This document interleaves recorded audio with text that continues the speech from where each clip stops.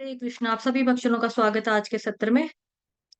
तो जन्माष्टमी की वजह से आज हम क्लासेस थोड़ा जल्दी कर रहे हैं और बैक टू बैक सभी क्लासेस लेंगे।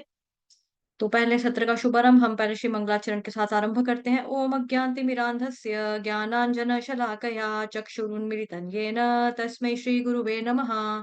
श्री चैतन्य मनोभीष्टं स्थापितं येन भूतले स्वयं रूपः कदा मह्यं ददाति स्वपदान्तिकं। वन्देऽहं श्रीगुरुः श्रीयुतपदकमलं श्रीगुरुन् वैष्णवांश्च श्रीरूपं साग्रजातं सहगण रघुनाथान्वितं तं सजीवम् साद्वैतं सावधूतं परिजनसहितं कृष्णचैतन्यदेवं श्रीराधाकृष्णपादान् सहगण ललिता श्रीविशाखान्वितांश्च। नमः ॐ विष्णुपादाय कृष्णप्रेष्ठाय भूतले श्रीमते भक्तिवेदान्त स्वामिन् इति नामिने। नमस्ते सारस्वते देवे गौरवाणी प्रचारिणे निर्विशेषशून्यवादी पाश्चात्यदेशतारिणे। नमो महावदन्याय कृष्णप्रेमप्रदायते कृष्णाय कृष्णचैतन्य नाम्ने गोत्रविषे नमः। हे कृष्ण करुणा सिंधो दीनबंधो जगतपते गोपेश गोपिका कांत श्री राधा कांत नमोस्तुते। तप्त कांचन गौरांगी श्री राधे वृंदावनेश्वरी वृषभानुसुते देवी प्रणमामि हरिप्रिये। वाञ्छाकल्पतरुभ्यश्च कृपा सिन्धुभ्येव च पतितानां पावनेभ्यो वैष्णवेभ्यो नमो नमः। जय श्री कृष्ण चैतन्य प्रभु नित्यानंद श्री अद्वैत गदाधर श्रीवासादि गौर भक्त वृंद। हरे कृष्णा कृष्ण कृष्ण हरे हरे हरे राम राम राम हरे हरे। हरे कृष्णा कृष्ण कृष्ण हरे राम राम राम हरे हरे। हरे कृष्णा। आप सभी भक्तजनों का सभी भागवतों का स्वागत है आज के सत्र में। तो आज का हमारा शीर्षक 10वें स्कंद से है गोपियों द्वारा श्री कृष्ण के वंशी गीत का गुणगान। ब्रज भूमि के वन मंद बहती शीतल वायु तथा सरोवरों में खिले कमल पुष्पों की सुगंध से ओतप्रोत थे। श्री कृष्ण अपने बड़े भाई बलराम एवं ग्वाल बालों के साथ वहां पर उन्होंने प्रवेश किया। वन का वातावरण मदोन्मत्त भ्रमरों के गीतों से गुंजायमान हो रहा था और पक्षियों के झुंड फूलों से लदे वृक्षों पर जहां तहां उड़ रहे थे। अपनी गायों को चराते हुए कृष्ण ने बांसुरी बजानी आरंभ की। जब गोपियों ने कृष्ण की बांसुरी की ध्वनि सुनी, तो उनके चित्त में कामदेव अपना प्रभाव डालने लगा। कुछ गोपियां अपनी सखियों से कृष्ण का गुणगान करने लगी और कुछ कृष्ण की लीलाएं सुनने लगी। परंतु कामदेव ने उनके मनों को इस प्रकार झकझोर दिया कि वे अधिक समय तक अपनी कथा जारी नहीं रख पाए और इसलिए चुप हो गई। वन में प्रवेश करते समय कृष्ण की छवि अत्यंत मनोहारी थी। सिर पर लगे मोर पंख, कानों पर सजे कर्णिका के नीले फूल, सोने जैसे चमचमाते पीत वस्त्र और कंठ में सुंदर वैजंती माला से श्री कृष्ण नर्तकों में सर्वश्रेष्ठ नटराज दिख रहे थे। इतना ही नहीं, उन्होंने संपूर्ण वन को अपने चरण चिन्हों से सुशोभित कर दिया। एक ओर वे अपनी बांसुरी को अपने अधरामृत से भरने लगे और दूसरी ओर उनके मित्र उनकी कीर्ति करने गाने लगे।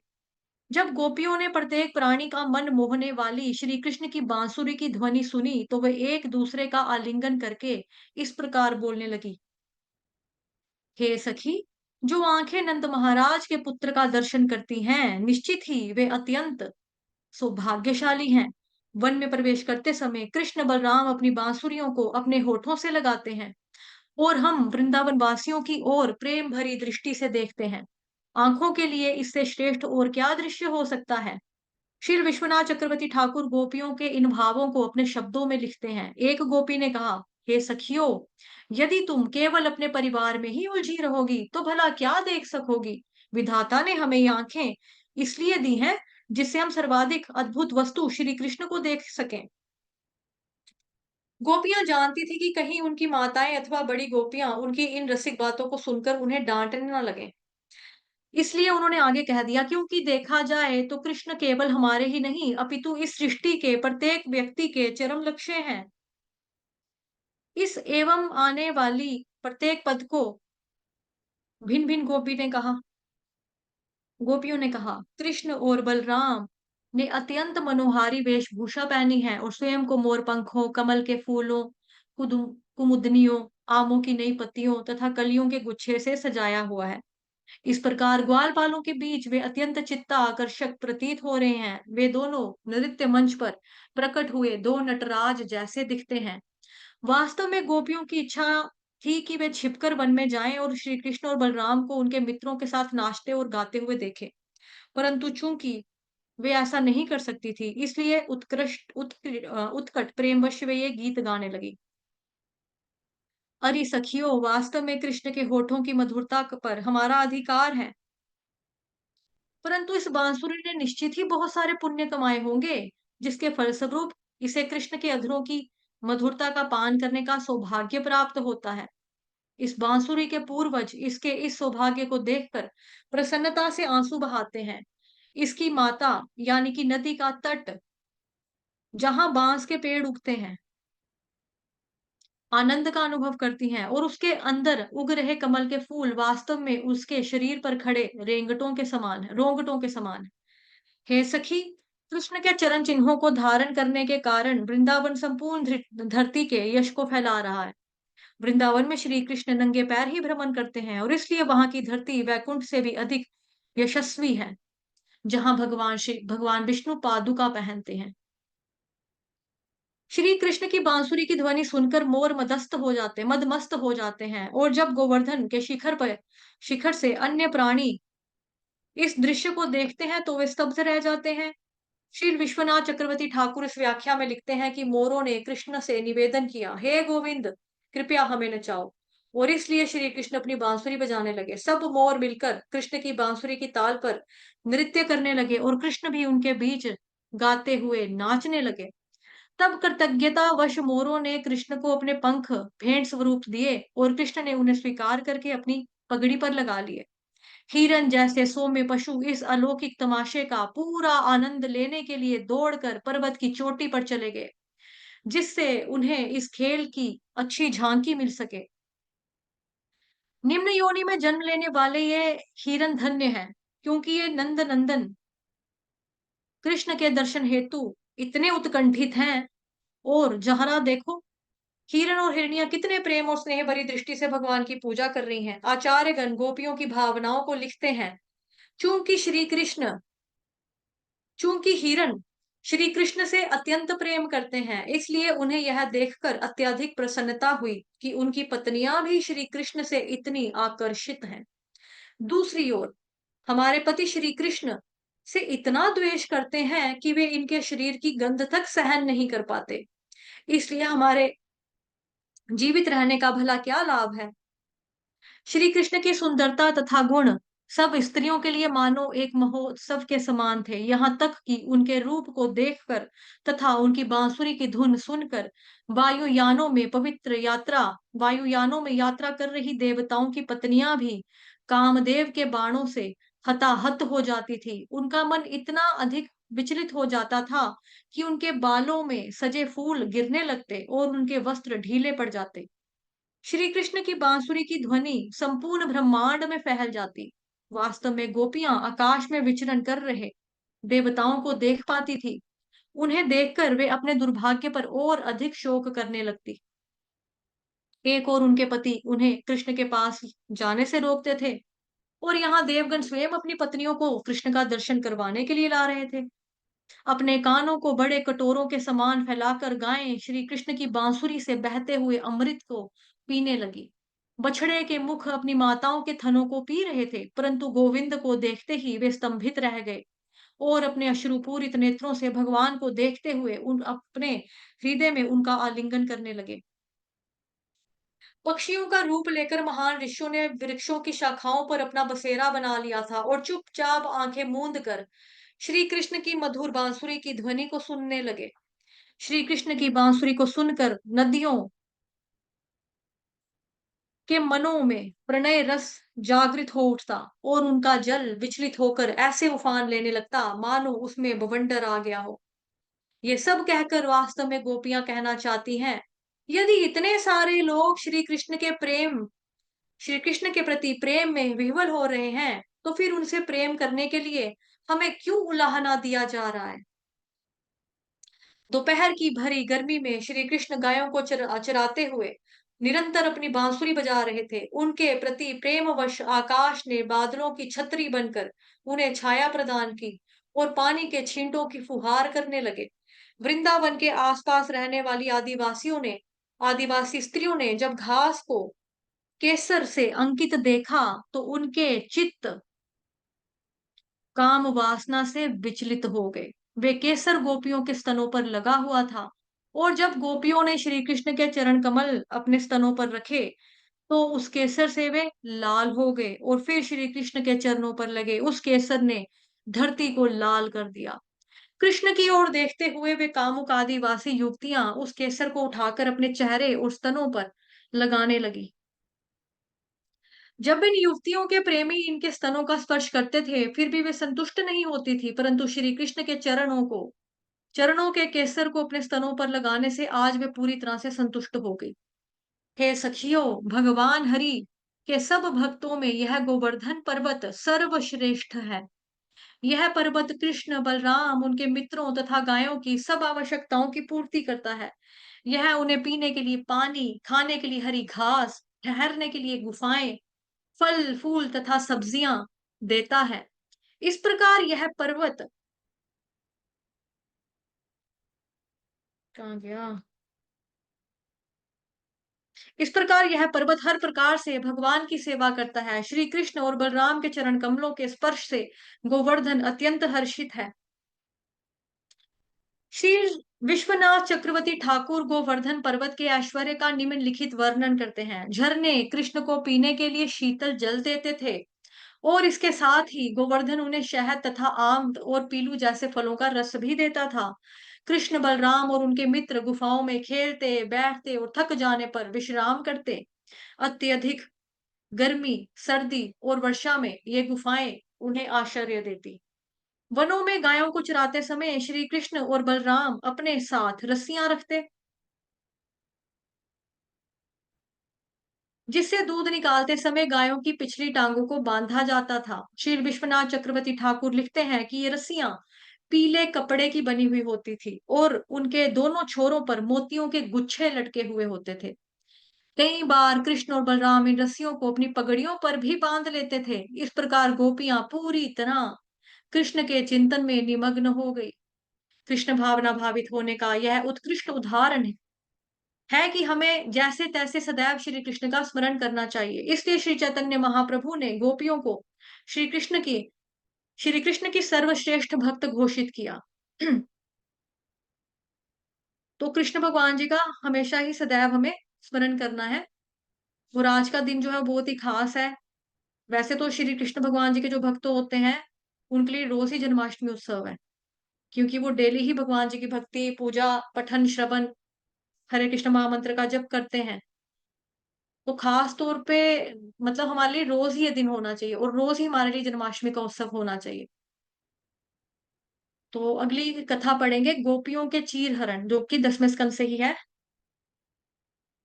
हेमंत ऋतु यानी कि नवंबर दिसंबर के आसपास आरंभ हो गई, और कुंवारी गोपियों ने 1 महीने तक चलने वाला कात्यायनी व्रत का पालन करने लगी। इस दौरान वे केवल उबली हुई खिचड़ी ही खाती थी। अब यहाँ पे ध्यान देने वाली बात यह है कि भगवत गीता में भी और श्री कृष्ण भगवान खुद भी कहते हैं कि सर्वधर्मान् परित्यज्य मामेकं शरणं व्रज, है ना? और गीता के 9वें अध्याय में, 7वें अध्याय में भी भगवान कहते हैं कि जो देवी देवताओं की पूजा करता है वो अल्प बुद्धि वाले लोग हैं। और ऐसे लोगों की जो बुद्धि है बेसिकली चोरी हो चुकी है, माया के द्वारा हर ली गई है, तभी करके वो देवी देवताओं के शरण में जाते हैं। तो यहाँ पर जो गोपियां हैं, जो कि भगवान जी की परम शुद्ध भक्त हैं, वो फिर क्यों कात्यायनी माता का व्रत का पालन कर रही हैं? अभी देवी देवताओं की शरण में जाना जो है वो गलत नहीं है, लेकिन देवी देवताओं की जब आप शरण में जाते हो, वहां पर जाकर क्या मांगते हैं, वो चीज इंपॉर्टेंट होती है। तो देवी देवताओं की शरण में भले ही गोपियां गई हैं, कात्यायनी व्रत रख रही हैं, लेकिन वो माता से यही मांगती हैं कि हमें कृष्ण भगवान चाहिए। ठीक है, ये चीज, ये प्रार्थना वो करती हैं, तो कृष्ण को ही मांगने के लिए वो गई हैं, तो कोई उसमें कोई बात नहीं। सूर्य उदय होते ही वह यमुना पर पहुंच जाती और स्नान आदि से निवृत्त होकर बालू से बनाई गई दुर्गा देवी की मूर्ति की पूजा करती। इस पूजा में वे उन्हें चंदन का लेप, दीपक, फल, तांबूल, नव अंकुरित पत्तियां, फूलों की मालाएं और धूप आदि चढ़ाती। पूजा करते समय प्रत्येक गोपी कात्यायनी देवी से प्रार्थना करती, हे कात्यायनी देवी, आप भगवान की शक्ति हैं, आप समस्त योग शक्तियों को धारण करने वाली हैं तथा इस सृष्टि का नियंत्रण करती हैं। मैं नंद महाराज के पुत्र को पति रूप में चुनना चाहती हूँ, मेरी प्रार्थना पूरी कीजिए, मैं आपको प्रणाम करती हूँ। आचार्यों के अनुसार ये दुर्गा देवी भगवान की महामाया शक्ति नहीं, वरन योग माया शक्ति है। परंतु यदि मान भी लिया जाए कि गोपियों ने महामाया दुर्गा शक्ति की पूजा की थी, फिर भी उसमें कोई दोष नहीं है, क्योंकि उनका एकमात्र उद्देश्य श्री कृष्ण को अपने पति के रूप में प्राप्त करना था। ठीक है? तो वही चीज़ कि देवी-देवताओं के शरण में अगर वो गए हैं, व्रत कर रहे हैं, उपासना पूजा कर भी रहे हैं, तो किसके लिए कर रहे हैं? कृष्ण भगवान जी को पाना चाहते हैं, उनको पति के रूप में स्वीकार करना चाहते हैं पाने के लिए। 1 महीने तक गोपियों ने इस व्रत का पालन किया और इस दौरान उनके मन सदैव केवल एक विचार का चिंतन करते, मुझे नंदनंदन पति के रूप में प्राप्त हो जाए, मुझे नंदनंदन पति के रूप में प्राप्त हो जाए। प्रतिदिन सूर्य उदय के समय गोपियां एक दूसरे का नाम लेकर उन्हें घर से बुलाती और हाथ पकड़कर कालिंदी के तट पर स्नान करने के लिए जाते समय श्री कृष्ण का यशोगान करती रहती। एक दिन अपने वस्त्रों को तट पर छोड़कर गोपियों ने यमुना में प्रवेश किया और कृष्ण की महिमाओं को गाते गाते नदी में आनंद पूर्वक खेलने लगी। श्री विश्वनाथ चक्रवर्ती ठाकुर के अनुसार उस दिन पूर्णिमा थी और व्रत का अंतिम दिन था। अपने व्रत के सफल पालन का उत्सव मनाने के लिए गोपियों ने महाराज वृषभानु की पुत्री राधा रानी को भी उस दिन नदी में स्नान करने के लिए बुलाया था। राधा रानी के प्रति उन सभी गोपियों का विशेष प्रेम था। गोपियों के व्रत एवं इच्छाओं से पूरी तरह अवगत उस दिन कृष्ण ने भी अपने मित्रों के साथ वहां पर आ पहुंचे। वे गोपियों को उनके व्रत का फल देना चाहते थे। श्री विश्वनाथ चक्रवर्ती ठाकुर लिखते हैं कि कृष्ण के ये ग्वाल बाल मित्र केवल 3 वर्ष की उम्र के थे और श्री कृष्ण से विरह सहन ना कर पाने के कारण उनके पीछे पीछे आ गए। चतुराई से गोपियों के वस्त्र उठाकर कृष्ण तुरंत ही पास खड़े एक कदम के वृक्ष पर जा चढ़े। फिर अपने सखाओं के साथ हंसते हुए कृष्ण ने विनोद करते हुए गोपियों से कहा, अरे गोपियों, यदि तुम अपने वस्त्र वापस लेना चाहती हो तो बाहर आकर ले लो। और मैं यह कोई मजाक नहीं कर रहा हूँ। मैं जानता हूँ कि व्रत करने से तुम बहुत थक गई हो और मैं कभी झूठ नहीं बोलता और ये मेरे सब सखा इस बात को भली भांति जानते हैं। छरहरी कमर वाली गोपियां छरहरी कमर वाली गोपियों, मैं तुम्हारे सौंदर्य को, संपूर्ण सौंदर्य को देखना चाहता हूँ, इसलिए चाहे तो एक एक करके अथवा एक साथ ही बाहर आकर अपने वस्त्र ले लो। यह सुनकर गोपियां मन ही मन बहुत प्रसन्न हो गई और मंद मंद हंसते हुए एक दूसरे को देखने लगी। एक गोपी ने कहा, तू पहले बाहर जा, देखते हैं कि कृष्ण कोई चाल तो नहीं चलता, हम बाद में आएंगी। परंतु लज्जित होने के कारण कोई भी गोपी पानी से बाहर नहीं आना चाहती थी। गोविंद की मधुर वाणी ने सब गोपियों के मन हर लिए थे। लंबे समय तक आकंठ पानी में खड़े रहने के कारण वे कांपने लगी। तब गोपियों ने कहा, कृष्ण, यह कोई अच्छी बात नहीं है। तुम नंद महाराज के पुत्र हो और व्रज में सब तुम्हारा सम्मान करते हैं। तुम हम सबको अतिशय प्रिय हो। कृपया हमारे वस्त्र लौटा दो। ठंड के कारण अब हम सब ठिठुरती जा रही हैं। श्याम सुंदर, हम सब तुम्हारी दासियां हैं और तुम जो कहोगे वो हम करने के लिए तैयार हैं। परंतु पहले हमारे वस्त्र लौटा दो। तुम तो धर्म के नियमों से पूरी तरह से परिचित हो और यदि तुम हमारे वस्त्र नहीं दोगे तो हम तुम्हारे पिता से तुम्हारी शिकायत करेंगे और यदि वे इस पर कोई कार्यवाही नहीं करते तो हम राजा के पास भी चली जाएंगी। यह सुनकर श्री कृष्ण ने कहा, यदि तुम सब वास्तव में स्वयं को मेरी दासी मानती हो और मेरे लिए कुछ भी करने को तैयार हो तो बस बाहर आ जाओ और अपने वस्त्र ले लो। नहीं तो आज तुम्हें दिन भर ऐसे ही खड़े रहना होगा। भला मेरे पिताजी मेरे विरुद्ध क्या करेंगे? वे तो अब बहुत बूढ़े भी हो चले हैं और मुझ पर गुस्सा करके राजा भी बेड़ा क्या ही बिगाड़ सकता है।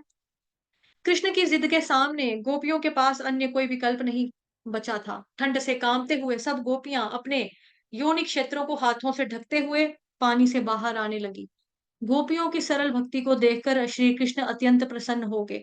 गोपियां श्री कृष्ण को अपने पति के रूप में प्राप्त करना चाहती थी और चूंकि एक स्त्री अपने पति के अतिरिक्त अन्य किसी पुरुष के सामने नग्न अवस्था में नहीं आ सकती, उन्हें नग्न अवस्था में बाहर आने के लिए बाध्य कर कर श्री कृष्ण ने उनकी वह इच्छा पूरी कर दी, क्योंकि गोपियों ने कहा था ना कि हमें कृष्ण भगवान पति के रूप में चाहिए।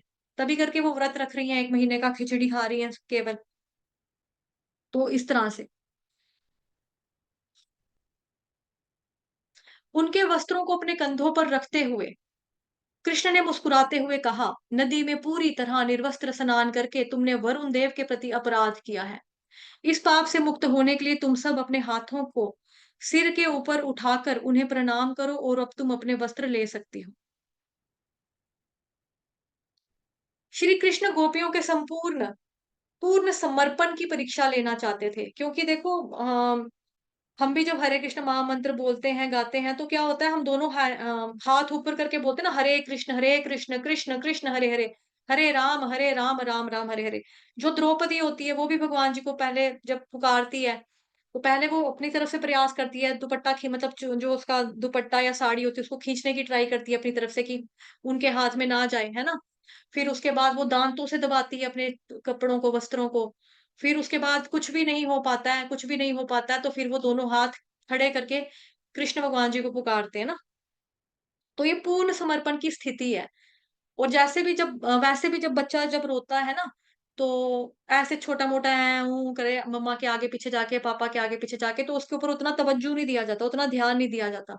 लेकिन जब बच्चा दोनों हाथ ऊपर करके रोने लगता है, तो माता-पिता जो होते हैं उसको फ़ौरन उठा लेते हैं। तो उसी तरह से हम भी हरे कृष्ण महामंत्र का जब जप करते हैं, हरि बोल करते हैं, तो दोनों हाथ हम ऊपर करके करते हैं ना। तो दैट मीन्स कि हमारा पूर्ण रूप से हम समर्पित हो चुके हैं भगवान के प्रति, और भगवान जी जो हैं, वो परम पिता हैं। तो वो उसी तरह से उठाएँगे जिस तरह से रोते हुए बालक या बालिका को उसके माता या पिता उठाते हैं। तो पूर्ण समर्पण की यही एक स्थिति होती है कि जब भक्त जो होता है हाथ ऊपर कर लेता है पूरा, कि दीन बंधु दीनानाथ मेरी डोर तेरे हाथ, राखे कृष्ण मारे के, मारे कृष्ण राखे के, इस तरह से। तो भगवान उनको कह रहे हैं कि आपने पानी में इस तरह से नहाकर आपने वरुण देव के प्रति यानी कि जल देवता जो है उनके प्रति आपने अपराध किया है। अब आपको उनसे माफी मांगनी होगी। आप अपने हाथों को सर के ऊपर उठाकर उन्हें प्रणाम करो। तो गोपियों ने भगवान कृष्ण की बात मानी, क्योंकि भगवान श्री कृष्ण उनके पूर्ण समर्पण की परीक्षा लेना चाहते थे। कृष्ण की बात मानकर गोपियों ने वैसा ही किया और साथ ही साथ उन्हें भी प्रणाम किया। यह कृष्ण भक्ति की सर्वोच्च अवस्था है। गोपियों ने श्री कृष्ण के प्रति समर्पण करने के लिए अपने परिवार, समाज और नैतिक नियमों की परवाह तक नहीं की। अंततः श्री कृष्ण ने उन्हें उनके वस्त्र लौटा दिए। एक दृष्टि से गोपियों के साथ धोखा हुआ था। उनकी मर्यादा को भंग किया गया था और मिट्टी की गुड़ियाओं की तरह उन्हें नचाया गया था। परंतु फिर भी उनके मन में कृष्ण के प्रति कोई वैर भाव नहीं था। अपने प्रिय के इस अंतरंग संग को प्राप्त करके वे अत्यंत प्रसन्न थी। वास्तव में गोपियां कृष्ण पर पूरी तरह से मुग्ध थी और हर समय उन्हीं के साथ रहना चाहती थी। इसलिए वस्त्र पहनने के बाद भी वे वहां से गई नहीं, वहीं खड़ी लजाते हुए उनकी ओर देखती रही। गोपियों की इच्छाओं को भली-भांति जानते हुए कृष्ण ने उनसे कहा, हे साध्वियों, मैं जानता हूँ कि तुम मुझे प्राप्त करने के लिए ये व्रत कर रही हो और मैं तुमसे अति प्रसन्न भी हूँ। और विश्वास रखो कि तुम सबकी मनोभिलाषा अवश्य पूरी होगी। मुझ में मन लगाने वाले भक्तों की इच्छाएं भौतिक भोग विलास की इच्छाओं के समान नहीं होती। ऐसी इच्छाओं को ना तो पाप फल होते हैं, ना पुण्य फल होते हैं। उसी प्रकार जैसे जौ के दाने सूखने और भुनने के बाद अंकुरित नहीं होते। हे गोपियों, अब तुम अपने घरों को लौट जाओ। तुम्हारी इच्छा पूरी होगी और आने वाली रात्रियों को तुम मेरे साथ विहार का आनंद ले पाओगी। अत्यंत कठिनाई के साथ गोपियां अपने घर को गई और जाते समय वे भी निरंतर श्री कृष्ण के चरण कमलों को स्मरण कर रही थी। कुछ समय पश्चात अपने ग्वाल बालों से घिरे श्री कृष्ण और बलराम गायों को चराते हुए वृंदावन से बहुत दूर निकल आए। गर्मी प्रचंड थी, परंतु वृक्षों ने अपनी शाखाओं एवं पत्तों को फैलाते हुए छतरियां बनाई हुई थी। अपने मित्रों को पुकारते हुए श्री कृष्ण ने कहा, अरे स्तोक कृष्ण, अंशु, श्रीदाम, सुबल, अर्जुन, वृषभ, ओजस्वी, देवप्रस्थ और वरथप, जरा देखो तो सही ये वृक्ष कितने सौभाग्यशाली हैं, क्योंकि इन्होंने अपना संपूर्ण जीवन दूसरों के हित में न्योछावर कर दिया है। स्वयं वायु, वर्षा, गर्मी, सर्दी सहन करते हुए ये हम सब की रक्षा करते हैं। देखो किस प्रकार ये वृक्ष अन्य समस्त प्राणियों का पोषण करते हैं। इनका जन्म निश्चित ही सफल है। ये सब महात्मा है, क्योंकि वृक्ष से कुछ भी मांगने वाले व्यक्ति को कभी भी खाली हाथ नहीं जाना पड़ता। ये अपनी पत्तियों, फूलों, फलों, छाया, जड़ों, छाल तथा लकड़ी से लोगों की इच्छाएं पूरी करते हैं। प्रत्येक व्यक्ति का यह सर्वोच्च कर्तव्य है कि वह अपने जीवन, धन, बुद्धि तथा वाणी के जल कल्याण के हित में कार्य करें। इस प्रकार कहते हुए श्री कृष्ण यमुना नदी पर आ पहुंचे। ग्वाल बालों ने गायों को शीतल जल पिलाया और स्वयं भी पेट भर कर पिया। तत्पश्चात वे खेलते कूदते गायें चराने लगे। परंतु कुछ ही देर में उन्हें बड़े जोरों की भूख लगी और वे कृष्ण बलराम के पास आकर कुछ कहने लगे। तो खाने के लिए डिमांड करते हैं और ब्राह्मणों के पास जाते हैं, वो भेजते हैं अपने मित्रों को कि वहां पर जाकर उनसे भोजन मांगो जाकर हमारे लिए। लेकिन ब्राह्मणों की जो पत्नियां होती हैं वो दे देती हैं, लेकिन ब्राह्मण जो होते हैं वो इनकार कर देते हैं। तो वो हम कल कथा पढ़ेंगे, ब्राह्मण पत्नियों पर कृपा। हरे कृष्णा कृष्ण कृष्ण हरे हरे, हरे राम राम राम हरे हरे। हरे हरे कृष्णा कृष्ण कृष्ण कृष्ण कृष्ण कृष्ण हरे हरे, कृष्ण हरे हरे राम राम राम राम राम हरे राम हरे।